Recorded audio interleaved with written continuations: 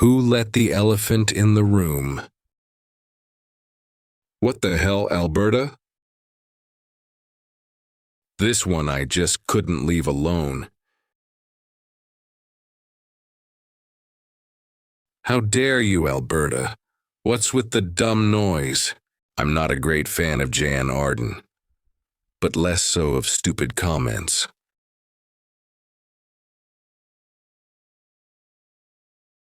You can't walk around waving the flag of free speech and then make these Hippocratic noises. Boo-hoo, so your feelings got hurt a little. Really? You do remember, you are part of a nation. Maybe you forgot. In the 2025 Canadian federal election, 37 members of Parliament were elected to the House of Commons from the province of ALberta, 10.8% of all members. Your fight is not with Canada. It's with your own people who voted for this failure of a self-serving government. The Travers Solar Farm in ALberta took 800 people to build it, but only 10 people to operate it.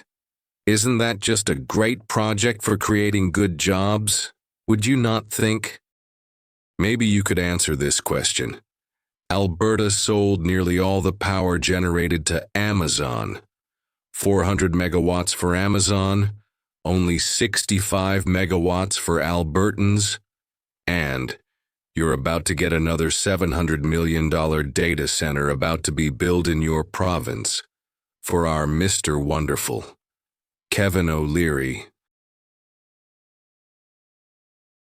Without Canada, ALberta will be nothing more than a pimple on the elephant's backside when it comes down to dealing with Donald Trump.